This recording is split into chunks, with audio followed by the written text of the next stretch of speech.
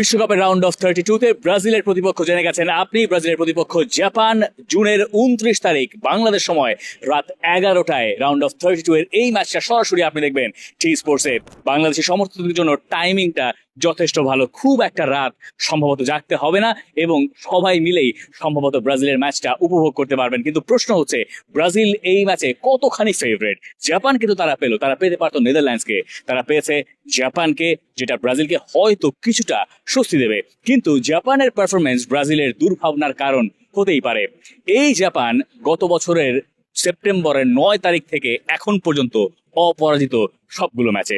আবার ব্রাজিলকে ভরসা জোগাবে জাপানের বিপক্ষে তাদের হেড টু হেড রেকর্ড। এই দুই দল সবশেষ যে 14 ম্যাচে মুখোমুখি হয়েছে, তারা 14 ম্যাচই খেলেছে একে অন্যের বিপক্ষে। সেই 14 ম্যাচের 11টায় ব্রাজিল জিতেছে, 2টো হয়েছে ড্র, আর একটা জিতেছে জাপান। এর মধ্যে আবার ব্রাজিলের একটা দুর্ভাবনা বা দুশ্চিন্তার কারণ আছে, কারণ এই সবশেষ যে দেখা এই দুই দলের ব্রাজিল ভার্সেস জাপান, সেটা হয়েছিল অক্টোবর মাসের 2025 সালে। সেই ম্যাচে জাপান ব্রাজিলকে 3-2 গোলে হারিয়েছিল। মানে এই কার্লো আনচেলত্তির ব্রাজিলকেই এই জাপান দল হারিয়ে দিয়ে এসেছিল।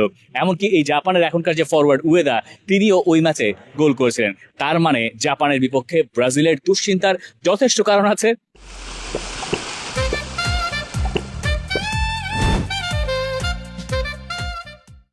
ব্রাজিল আর জাপান বিশ্বকাপে এর আগে একবারই তারা একে অন্যের মুখোমুখি হয়েছে 2006 বিশ্বকাপে, যেখানে জিকো ছিলেন জাপানের তখনকার কোচ। সেই ম্যাচে রোনালদিনিওরা জাপানকে উড়িয়ে দিয়েছিলেন 4-1 গোলে। সেই ব্রাজিল আর এই ব্রাজিলের ভেতরে তফাৎ আছে ঠিকই, কিন্তু ওই জাপান আর এই জাপানের ভেতরেও বিস্তর ফারাক আছে। এখনকার জাপান অনেক বেশি শক্তিশালী। তারা 2018, 2022 এবং 2026 প্রতিবারই নক আউট স্টেজ পর্যন্ত অন্তত পক্ষে গেছে।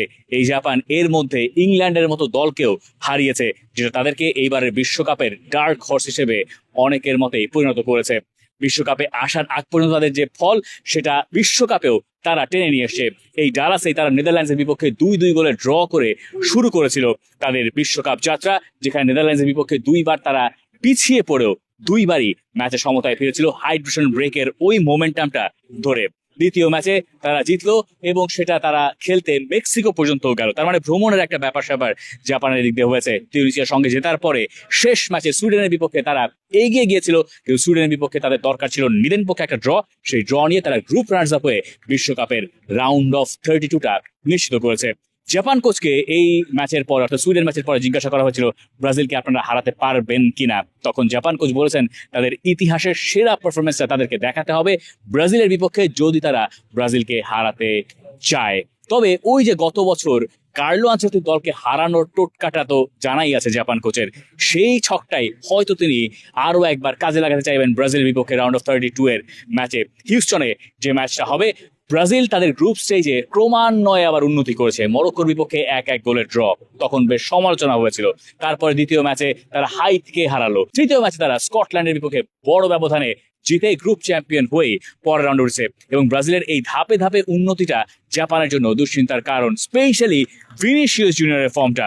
যেভাবে তিনি প্রতি ম্যাচে গোল করে যাচ্ছেন, পরে সেখানে নেইমারও যুক্ত হয়েছেন, এইটা ব্রাজিল দলের শক্তির কথা বলছে। জাপান এবং ব্রাজিল ম্যাচে পরিষ্কারভাবেই ব্রাজিল ফেভারিট, কিন্তু জাপানও চমকে দিতে জানে। এবং ব্রাজিলকে যদি রাউন্ড অফ 16 নিশ্চিত করতে হয়, তাহলে তাদেরকে এটুকু নিশ্চিত করতে হবে যে সেপ্টেম্বর 2025-এর পরে প্রথমবারের মতো ম্যাচ হারছে জাপান, এবং সেটা দিয়েই ব্রাজিলকে উঠতে হবে পরের রাউন্ডে। For more updates, subscribe to our YouTube channel and click on the bell icon. Follow us on Facebook and Instagram.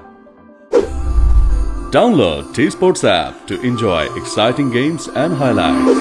Visit tsports.com.